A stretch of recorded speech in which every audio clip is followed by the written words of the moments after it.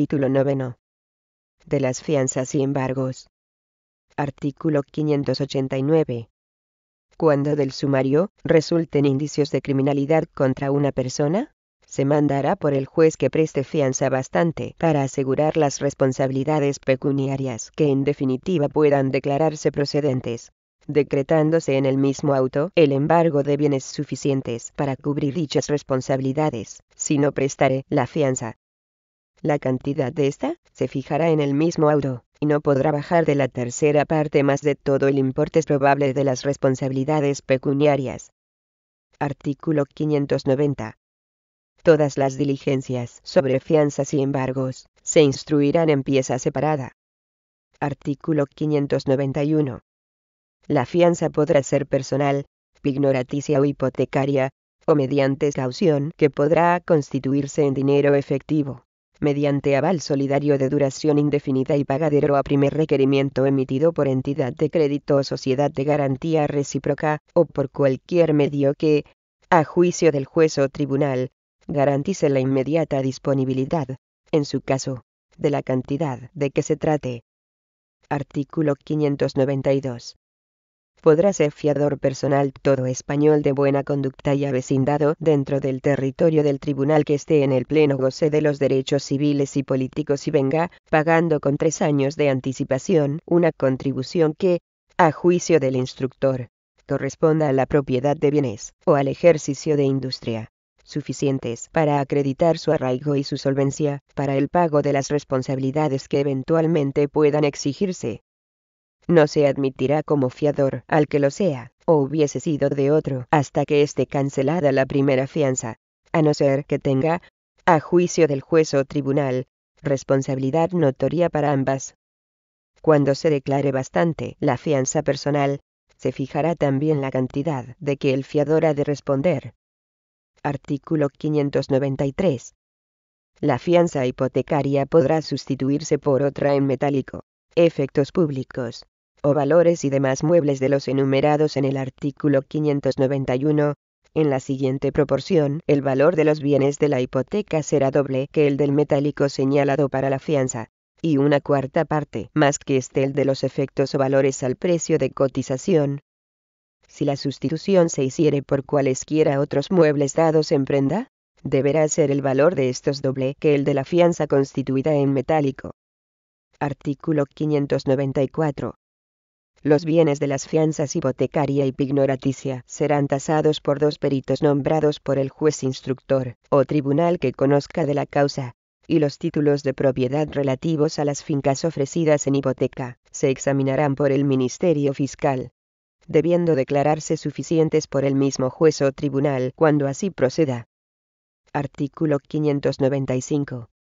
La fianza hipotecaria podrá otorgarse por escritura pública o apudata, librándose en este último caso el correspondiente mandamiento para su inscripción en el registro de la propiedad. Devuelto el mandamiento por el registrador, se unirá a la causa.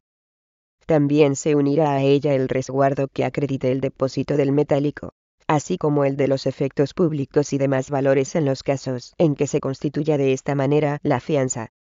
Artículo 596.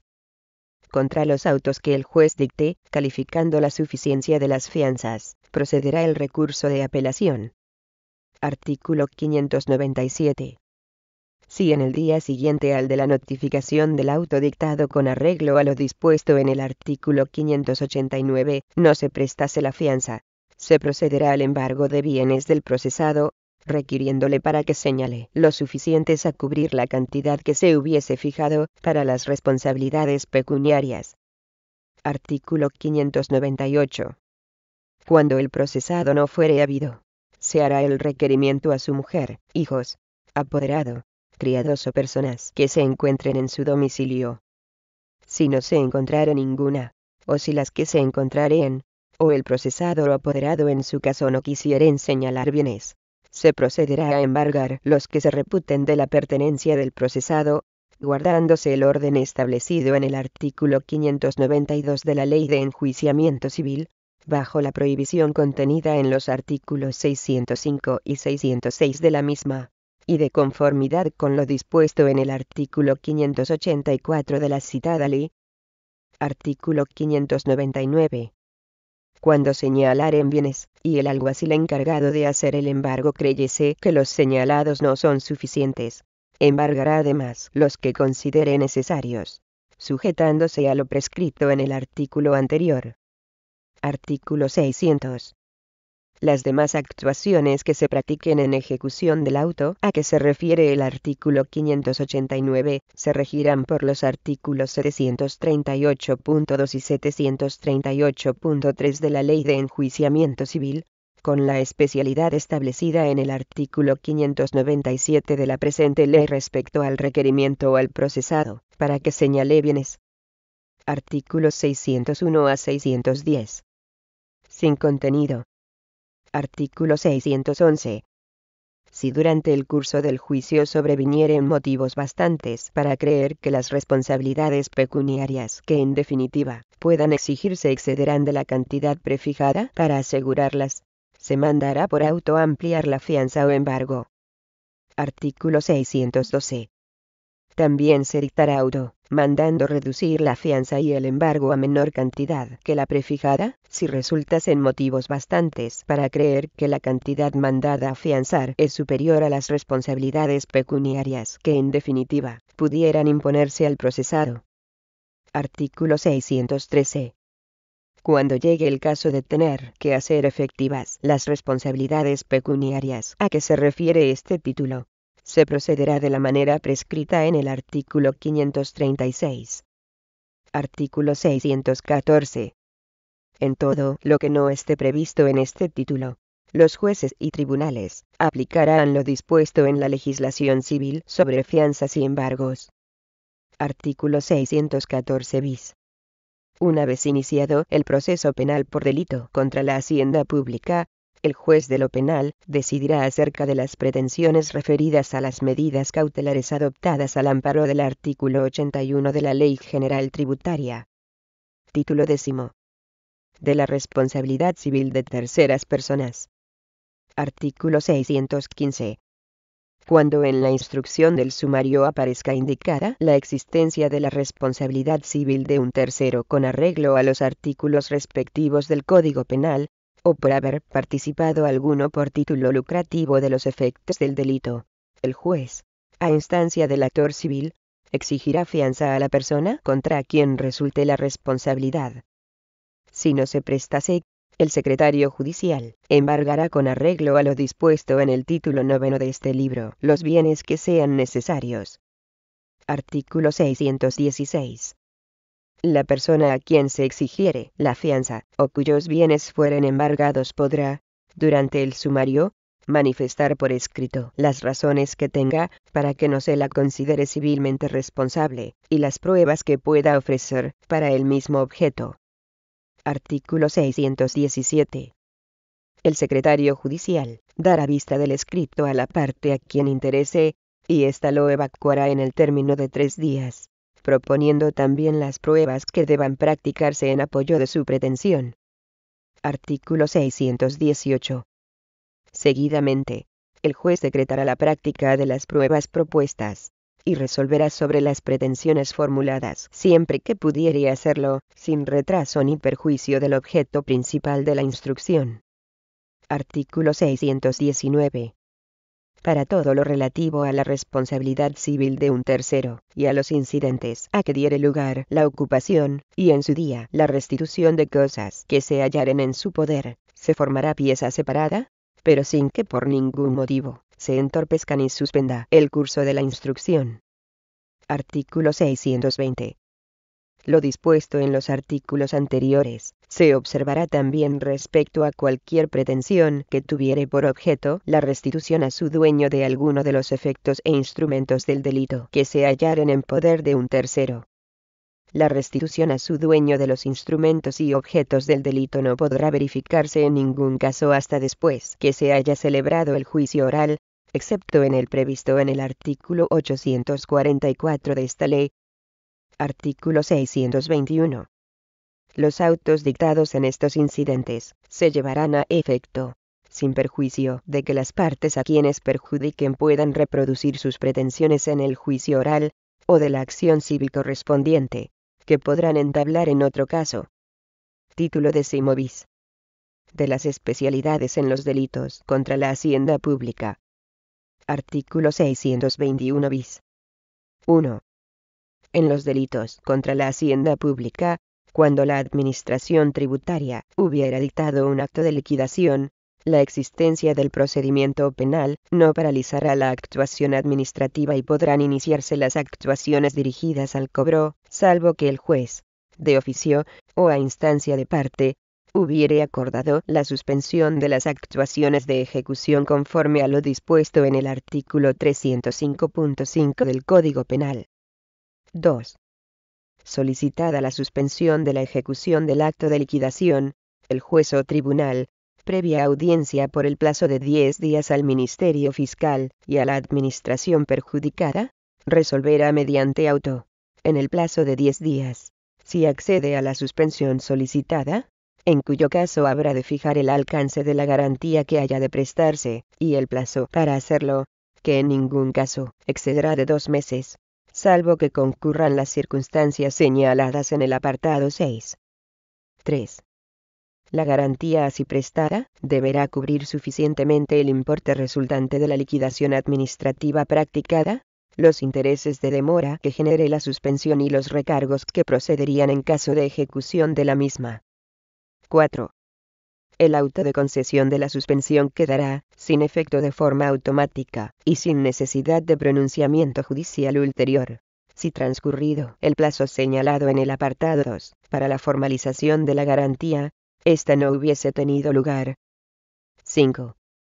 La suspensión solo afectará al procedimiento seguido frente al encausado respecto del que se haya acordado, y las actuaciones de cobro dirigidas frente al resto de encausados no se paralizarán hasta que la deuda resulte pagada o garantizada en su totalidad por el obligado tributario.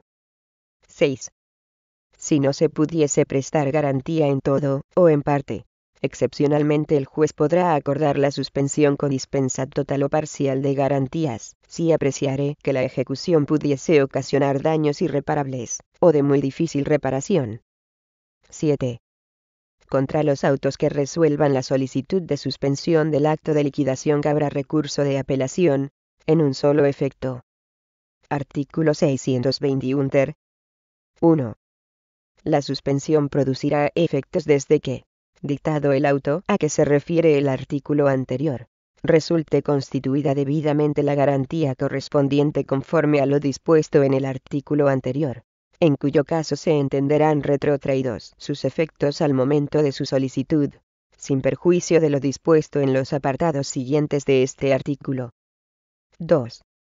Sí, como consecuencia de las actuaciones desarrolladas por la Administración, hubiesen resultado embargados bienes o derechos del encausado con anterioridad a la fecha del auto por el que se acuerde la suspensión, dichos embargos mantendrán su eficacia durante el plazo concedido a dicho encausado para formalizar la garantía que cubra las cantidades a que se refiere el apartado 3 del artículo anterior, o, en su caso, las que le resulten exigibles al mismo.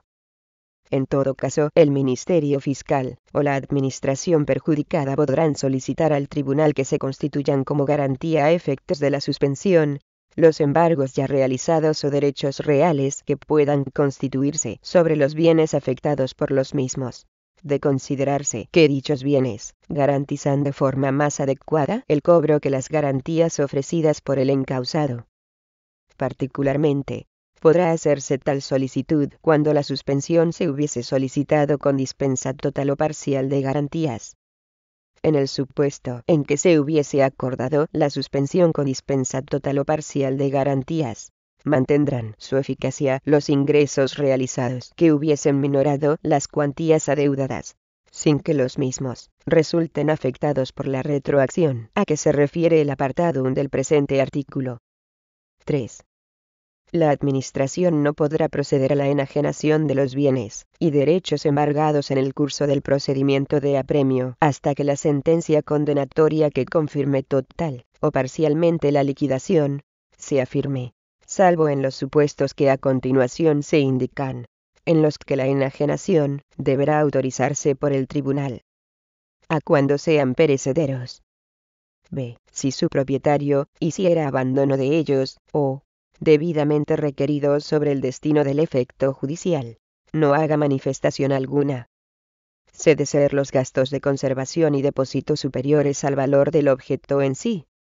D. Cuando su conservación pueda resultar peligrosa para la salud o seguridad pública. E. Si se depreciaren por el transcurso del tiempo, aun cuando no sufran deterioro. No serán susceptibles de enajenación los efectos que tengan el carácter de piezas de convicción, y los que deban quedar a expensas del procedimiento, salvo que encuentren comprendidos en los supuestos A y C anteriores. 4. Una vez acordada la suspensión, con o sin garantía, podrá ser modificada o revocada durante el curso del proceso, si cambiarán las circunstancias en virtud de las cuales se hubiera adoptado. Título 11. De la conclusión del sumario y del sobreseimiento. Capítulo 1. De la conclusión del sumario. Artículo 622. Practicadas las diligencias decretadas de oficio, o a instancia de parte por el juez instructor, si éste considerase terminado el sumario, lo declarará así, mandando remitir los autos y las piezas de convicción al tribunal competente para conocer del delito. Cuando no haya acusador privado, y el Ministerio Fiscal considere que en el sumario se han reunido los suficientes elementos para hacer la calificación de los hechos, y poder entrar en los trámites del juicio oral, lo hará presente al juez de instrucción para que, sin más dilaciones, se remita lo actuado al tribunal competente.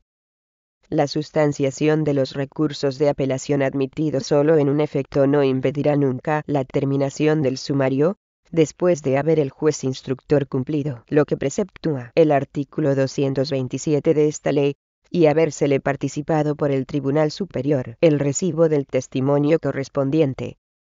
En tales casos, al hacer el secretario judicial la remisión del sumario a la audiencia, cuidará de expresar los recursos de apelación en un efecto que haya pendientes.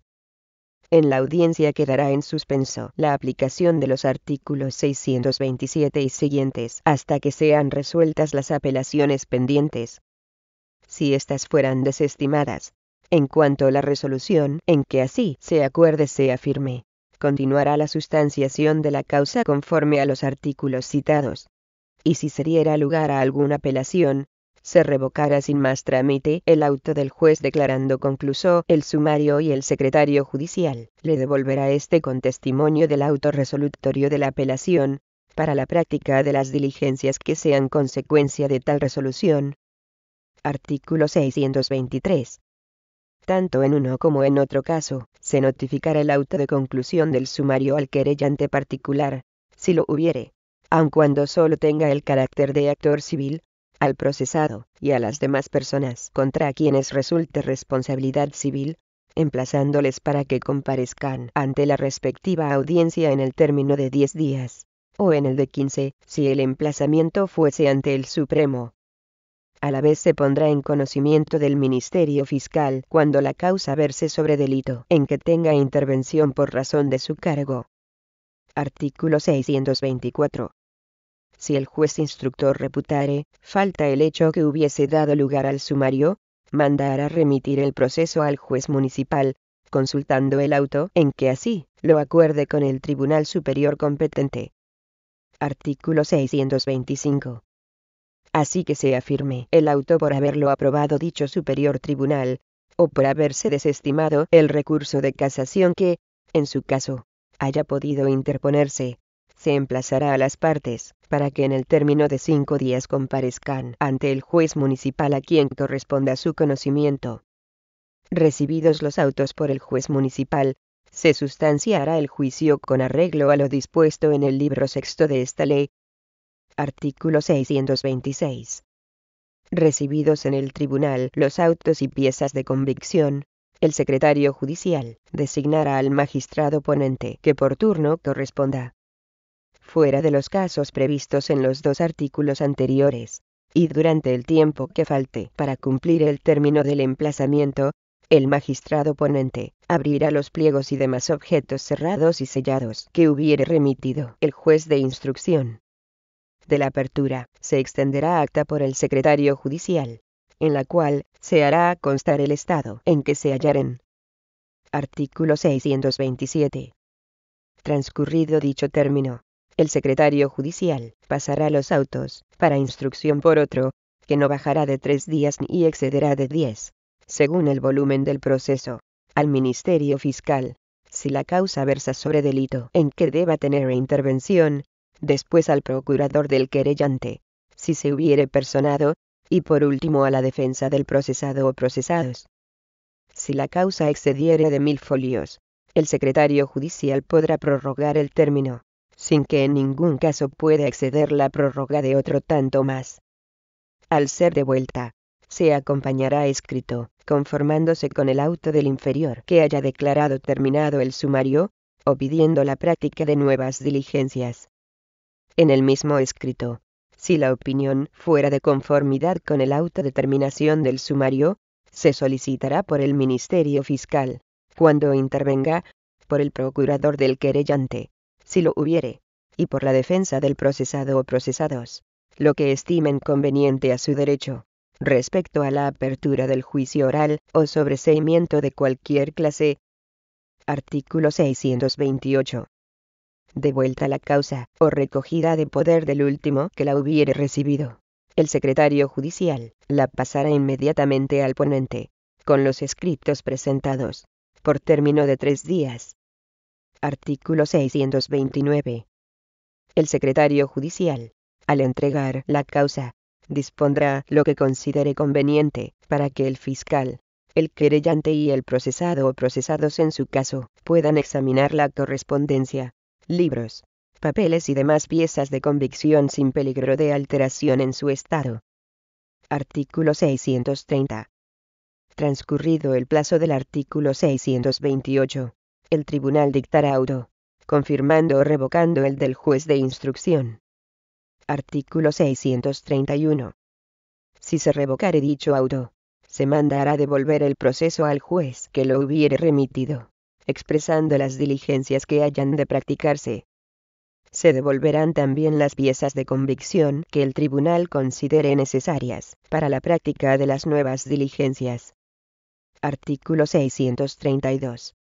Si fuere confirmado el auto declarando terminado el sumario, el tribunal resolverá, dentro del tercer día, respecto a la solicitud del juicio oral o de sobreseimiento. Artículo 633. En el auto en que el tribunal acuerde la apertura del juicio oral se dispondrá el traslado al que se refiere el artículo 649, sin perjuicio de lo determinado en el capítulo segundo de este título. Capítulo segundo. Del sobreseimiento. Artículo 634. El sobreseimiento puede ser libre o provisional, total o parcial. Si fuere el sobreseimiento parcial, se mandará abrir el juicio oral respecto de los procesados a quienes no favorezca. Si fuere total, se mandará que se archiven la causa y piezas de convicción que no tengan dueño conocido, después de haberse practicado las diligencias necesarias para la ejecución de lo mandado. Artículo 635. Las piezas de convicción cuyo dueño fuere conocido continuarán retenidas, si un tercero lo solicitare, hasta que se resuelva la acción civil que se propusiere entablar. En este caso, si el tribunal accediere a la retención, fijará el plazo dentro del cual habrá de acreditarse que la acción se ha entablado. Transcurrido el plazo que se fije según lo dispuesto en el párrafo anterior, sin haberse acreditado el ejercicio de la acción civil, o si nadie hubiere reclamado que continúe la retención de las piezas de convicción, serán devueltas estas a sus dueños. Se reputará dueño el que estuviere poseyendo la cosa al tiempo de incautarse de ella el juez de instrucción.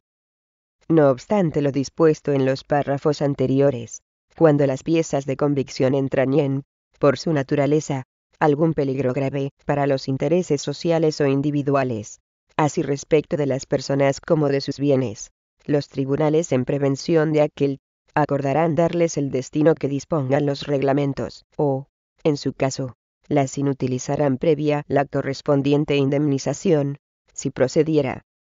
Artículo 636. Contra los autos de sobreseimiento solo procederá, en su caso, el recurso de casación. El auto de sobreseimiento se comunicará a las víctimas del delito, en la dirección de correo electrónico y, en su defecto, por correo ordinario a la dirección postal o domicilio que hubieran designado en la solicitud prevista en el artículo 5.1.m de la Ley del Estatuto de la Víctima del Delito. En los casos de muerte o desaparición ocasionada por un delito, el auto de sobreseimiento será comunicado de igual forma a las personas a las que se refiere el párrafo segundo del apartado 1 del artículo 109 bis, de cuya identidad y dirección de correo electrónico o postal se tuviera conocimiento.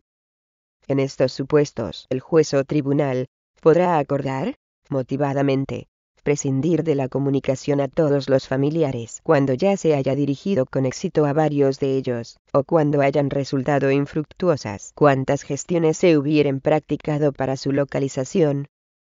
Excepcionalmente, en el caso de ciudadanos residentes fuera de la Unión Europea, si no se dispusiera de una dirección de correo electrónico o postal en la que realizar la comunicación, se remitirá a la oficina diplomática o consular española en el país de residencia, para que la publique. Transcurridos 5 días desde la comunicación, se entenderá que ha sido efectuada válidamente, y desplegará todos sus efectos, iniciándose el cómputo del plazo de interposición del recurso. Se exceptuarán de este régimen aquellos supuestos en los que la víctima acredite justa causa de la imposibilidad de acceso al contenido de la comunicación. Las víctimas podrán recurrir el auto de sobreseimiento dentro del plazo de 20 días, aunque no se hubieran mostrado como parte en la causa. Artículo 637. Procederá el sobreseimiento libre primero, cuando no existan indicios racionales de haberse perpetrado el hecho que hubiere dado motivo a la formación de la causa. Segundo, cuando el hecho no sea constitutivo de delito. Tercero, cuando aparezcan exentos de responsabilidad criminal los procesados como autores, cómplices o encubridores. Artículo 638.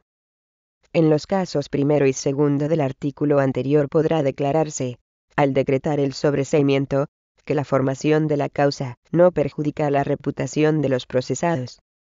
Podrá también, a instancia del procesado, reservarse a éste su derecho de perseguir al querellante como calumniador.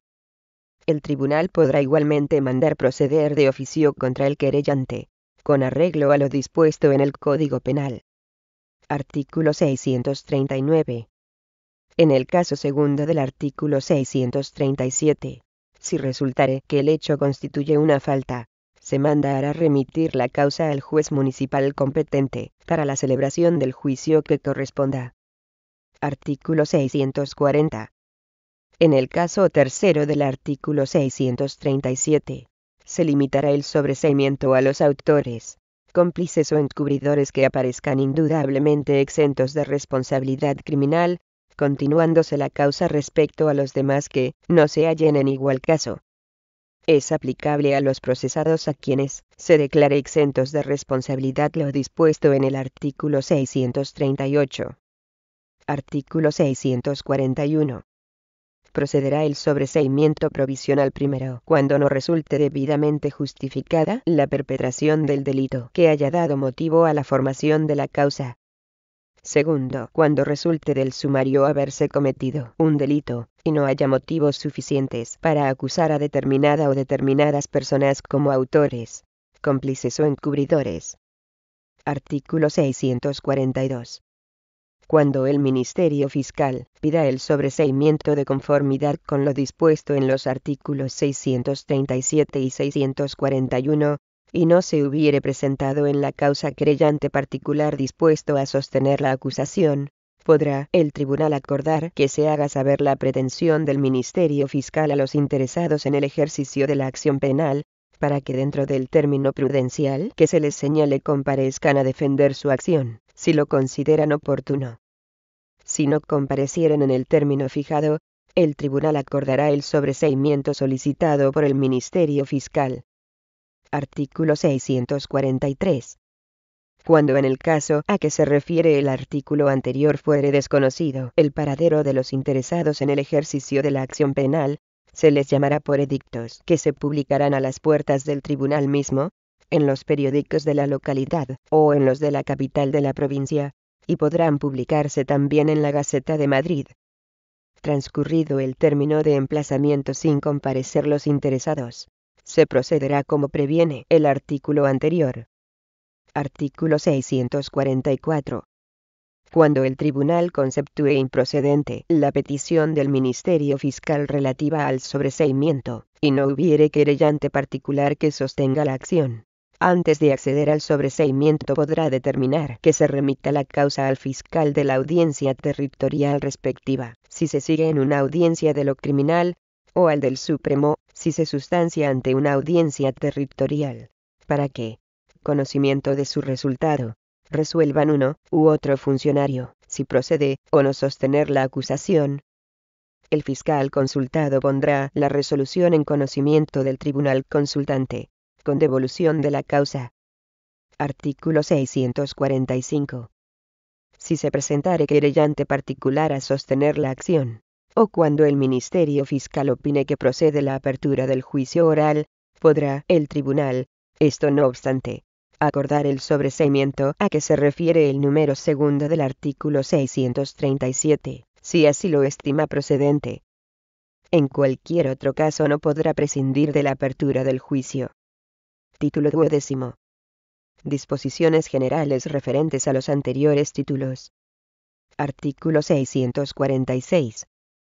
Además de los testimonios de adelantos de las causas que el secretario judicial está obligado a dirigir al fiscal de la respectiva audiencia, deberá remitirle también testimonio especial de todas las providencias o autos apelables, o que se refieran a diligencias periciales, o de reconocimiento que le interese conocer para el ejercicio de su derecho como parte acusadora, cuando no pueda notificárselos directamente, sin que por esto se suspenda la práctica de dichas diligencias, a no ser que el fiscal se hubiese reservado anticipadamente el derecho de intervenir en ellas, y no se irrogase perjuicio de la suspensión. Artículo 647.